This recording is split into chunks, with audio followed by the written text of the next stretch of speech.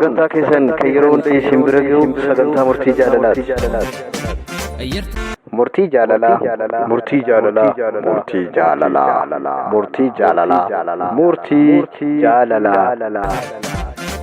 Kabajamtoota hordoftootaa fi jaalatamtoota peejii keenyaa kan murtii jaalalaa taatan sagantaan keessa kan yeroo kamiyyuu caalaa sa'aatii kanatti qindaa'uudhaan torbeetti yeroo lama isiniif maxxansamu sagantaa murtii jaalalaa.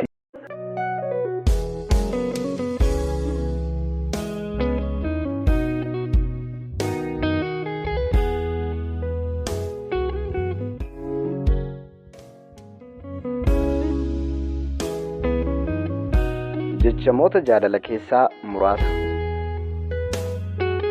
Jaalalli kallattii maraansitti dhuftee uumamuu mala. Garuu jaalalli dhugaa kallattiin balbala mana keetii qofaan kan dhufu. Ani jaalallee kee kan jalqabaa akkaan hin ta'in niin beeka.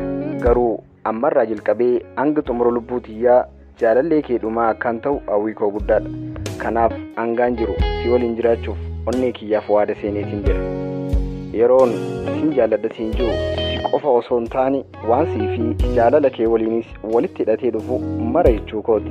Namaatu yeroo mara jaalalaan kufa malee jaalalli gonkumaa jaalalli akka daa'imaa malqaa waan taateef yeroo mara of eeggannoon kunuunsuu fi tajaajiluu barbaachisu.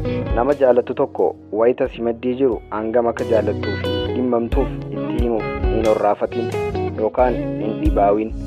Sababnis eega si biraa fagaateen booda hanga dandeessu dhawwaayitee iyyituus si dhaga'uu irra dhimma hin qaban waan ta'eef nama tokko yeroo baay'ee deddeebi'anii yaaduun miira jaalala keessaa tokko hanga addaan fagaatanii hin agarreetti. Cimina jaalalaa isin gidduu jiru beekuun baay'ee ulfaataadha. Namni dhugaan jaaladhu isa yeroon ani seequun feene illee na kofalchiisuu danda'anidha. Nama dhugaan jaalatan waliin yeroo ta'an sa'aatiin sakandii taati.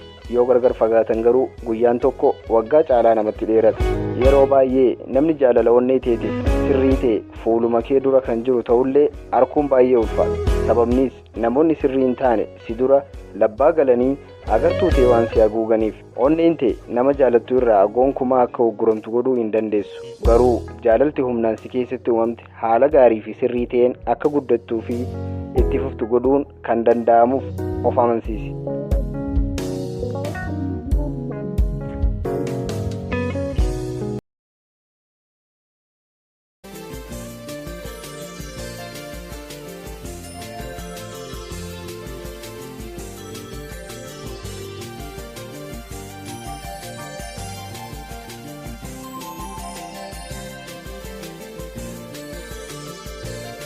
Gorsa isin fayyada. Nama dhugaan nama jaallatu itti boonuun doofummaadha. Hiriyaa nama waliin hin turreef onnee ofii kannuu wallaalummaadha. Jaalalli kan onneeti, jibbi garuu kan garaati. Akkuma jaalalli jiru jibbiis jira waan ta'eef. Iccitii yeroo jaalalaa haasa'an yeroo jibbaa haasa'uun wallaalummaadha. Dharraan buddeena si nyaachisa malee beekaas hin taasisu. Beekaa ta'uuf dubbisuu barbaachisa. Dubbatteef beekaa hin taatu. Callifteef hin wallaaltu. Qabaatteef du'a hin haftu. Iyyoomteefis hin duutu. Nama jaalachuu kee namaan jaalatamuu kee shakki. Jaalalaan osoo hin qabamin dura eenyuun akka jaalattuuf maaliif akka jaalattu dursi beeki.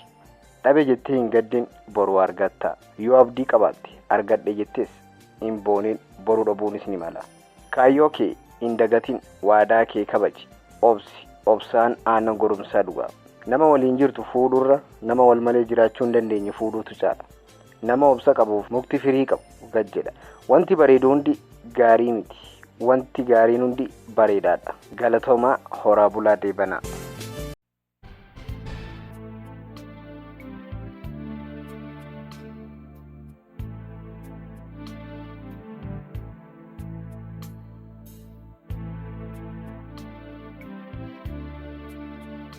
Kana beektuu laata? Antuuni dhaltee guyyaa tokko booda kan ulfooftu ta'uu ishee, kan gaaroon qaama saalaa lama qabaachuu ishee, bofti kan fuunfatuun arraba isaatiin ta'uu ishee, qurxummiin halkanii fi guyyaa kan hin rafne ta'uu ishee, raachi kan dhaga'uun ija isaatiin ta'uu ishee, bofti akka miilaatti cinaacha fayyadamuu isaa, kannis ija isaa keessatti rifeensa biqilchuu isaa, urunguun tasuma ija sossoosuu fi naanneessuu hin dandeessu. Garuu mormi ishee digirii 279 naanna'uu isaa, Simbirri halkanii miilaan deemus dhaabbachuu hin dandeessu. Miilli ishee garmalee qal'aa ta'uu isaa bofti osoo raftuu arguu danda'uu isaa.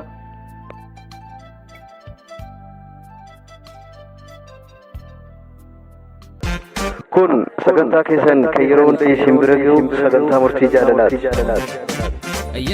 Murtii jaalalaa, murtii jaalalaa, murtii jaalalaa, murtii jaalalaa, murtii jaalalaa.